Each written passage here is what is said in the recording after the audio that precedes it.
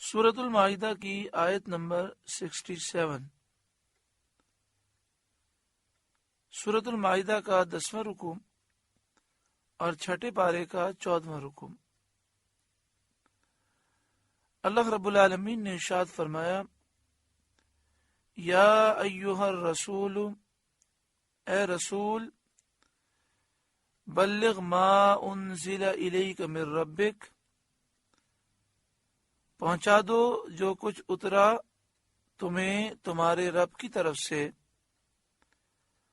وَإِن لَّمْ تَفْعَلْ فَمَا بَلَّغْتَ رِسَالَتَهُ، اور ایسا نہ ہو تو تم نے اس کا کوئی پیام نہ پہنچایا۔ اس آیت کریمہ میں یہ حکم دیا گیا کہ اے محبوب صلی اللہ علیہ وآلہ وسلم، آپ پر جو قرآن مجید فرقان حمید نازل ہوتا ہے، جو وحی کا نزول ہوتا ہے، اور جو پیغام آپ کو پہنچانے کا حکم ہے آپ پہنچا دیں، اور آپ لوگوں کا کچھ بھی اندیشہ نہ کریں۔ واللہ یعصمک من الناس، اور اللہ آپ کی نگہبانی کرے گا لوگوں سے، یعنی کفار سے اللہ تعالیٰ آپ کی حفاظت کرے گا، وہ کفار جو آپ کو شہید کرنے کا ارادہ رکھتے ہیں۔ سفروں میں رات کو حضور اقدس سید عالم صلی اللہ علیہ وآلہ وسلم کا پہرا دیا جاتا تھا۔ جب پیارے آقا صلی اللہ علیہ وآلہ وسلم سفر میں ہوتے تو جب رات میں سفر میں قیام ہوتا تو صحابہ کرام آپ کے خیمے کے گرد پہرا دیتے۔ اسی طرح مسجد نبوی شریف میں نبی اکرم صلی اللہ علیہ وآلہ وسلم کا جہاں روضہ اقدس ہے، یہاں پہلے حجرہ عائشہ صدیقہ رضی اللہ تعالی عنہا تھا۔ آج بھی اگر آپ مسجد نبوی شریف میں ریاض الجنہ میں کھڑے رہیں اور ریاض الجنہ میں الٹے ہاتھ پر آپ گرین جالی کو دیکھیں تو وہاں 3 پلر ہیں، ایک استوانہ سریر ہے، ایک استوانہ وفود ہے، اور ایک استوانہ حرص ہے۔ استوانہ حرص یہ وہ مقام ہے جہاں پر حضرت علی رضی اللہ تعالیٰ عنہ پہرا دیا کرتے تھے، اور دیگر صحابہ کرام نے بھی حضور کی حفاظت کے لیے پہرا دیا۔ جب یہ آیت کریمہ نازل ہوئی، واللہ یعصمک من الناس، اللہ آپ کی نگہبانی کرے گا لوگوں سے، تو آپ صلی اللہ علیہ وآلہ وسلم نے پہرا ہٹا دیا۔ نبی اکرم صلی اللہ علیہ وآلہ وسلم نے پہرے داروں سے فرمایا، تم لوگ چلے جاؤ، اللہ تعالیٰ نے میری حفاظت فرمائی۔ ان اللہ لا یہدی القوم الکافرین، بے شک اللہ کافروں کو راہ نہیں دیتا۔ قل، اے محبوب آپ فرمائیے، یا اہل الکتاب لستم علی شیء، اے کتابیوں تم کچھ بھی نہیں ہو، یعنی کسی دین اور ملت میں تم نہیں ہو، حتی تقیموا التوراۃ والانجیل، جب تک کہ تم توریت اور انجیل قائم نہ کرو، وما انزل الیکم من ربکم، اور جو کچھ تمہاری طرف تمہارے رب کی طرف سے اترا، یعنی قرآن مجید فرقان حمید، جب تک قرآن کو توریت انجیل کو قائم نہ کرو اس وقت تک تم کسی دین اور ملت میں نہیں ہو۔ ان تمام کتابوں میں سید عالم صلی اللہ علیہ وآلہ وسلم کی تعریف، آپ کی نعت، آپ کی صفات اور آپ پر ایمان لانے کا حکم ہے۔ جب تک حضور صلی اللہ علیہ وآلہ وسلم پر ایمان نہ لائیں، توریت انجیل کو قائم کرنے کا دعویٰ صحیح نہیں ہو سکتا۔ اگر توریت انجیل پر عمل کرنے کا اہل کتاب دعویٰ کرتے ہیں تو نبی اکرم صلی اللہ علیہ وآلہ وسلم پر ایمان لائیں۔ وَلَيَزِيدَنَّ كَثِيرًا مِّنْهُمْ مَا أُنزِلَ إِلَيْكَ مِن رَّبِّكَ طُغْيَانًا وَكُفْرًا، اور بے شک اے محبوب وہ جو آپ کی طرف آپ کے رب کی طرف سے اترا، اس سے ان میں بہت ساروں کو شرارت اور کفر کی اور ترقی ہوگی.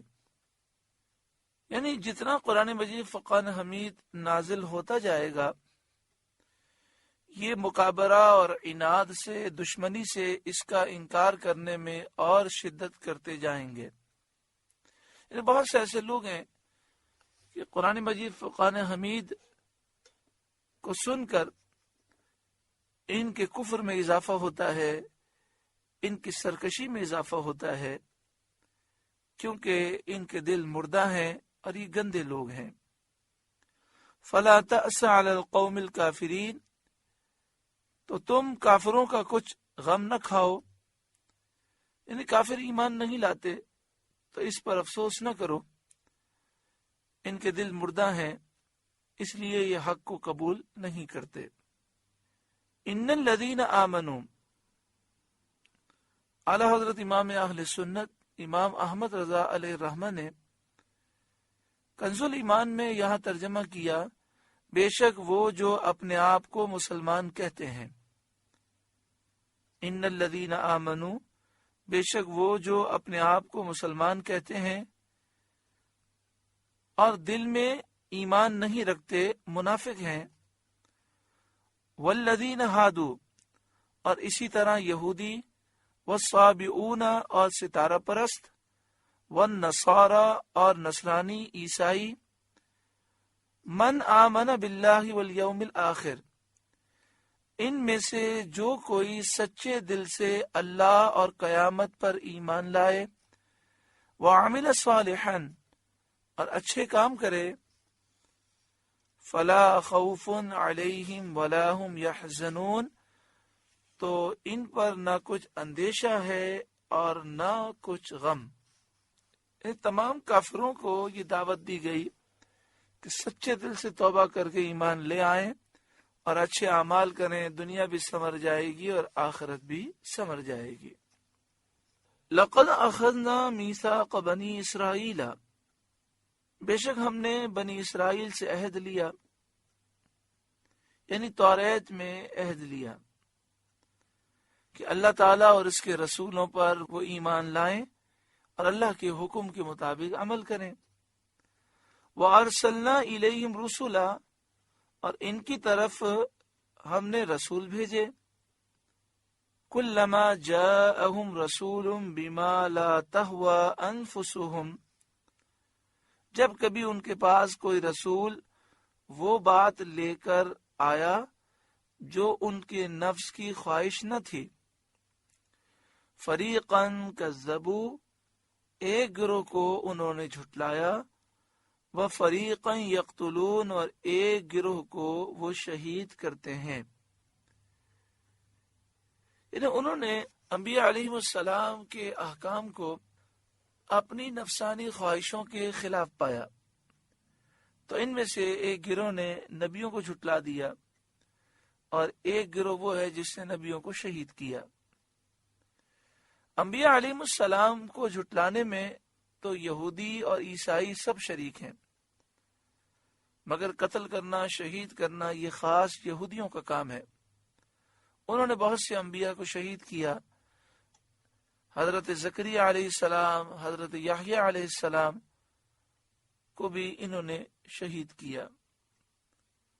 یہاں پر یہ فرمایا گیا کہ جب کوئی نبی ایسا حکم لے کر آتے ہیں جسے ان کے نفس پسند نہیں کرتے تو یہ نبیوں کے خلاف ہو جاتے ہیں. یہ طریقہ کافروں کا ہے. مومن کا طریقہ یہ ہے کہ اللہ اور اس کے رسول کا حکم ہو، چاہے وہ ان کے نفس کو پسند ہو یا نہ ہو، یہ اپنے سر کو اس حکم کے سامنے جھکا دیتے ہیں، حکم کی پابندی کرتے ہیں، اپنے نفس کی اور شیطان اللعین کی مخالفت کرتے ہیں. نبی اکرم صلی اللہ علیہ وآلہ وسلم آخری نبی ہیں اور قرآن پاک آخری کتاب ہے. نبی اکرم صلی اللہ علیہ وآلہ وسلم کا پیغام پہنچانے کی ڈیوٹی علماء حق پر ہے، مبلغین حق پر ہے. جب ایک عالم बाअमल आलिम रब्बानी, आलिम हक या मुबल्लिग हक जब कोई अच्छी और सही बात करता है तो बहुत से लोगों को बुरी लग जाती है। बजाय ये कि वो अपनी इस्लाह करें, इस्लाह करने के बजाय अच्छी बात और सही बात कहने वाले के दुश्मन बन जाते हैं। ये तरीका काफिरों का है।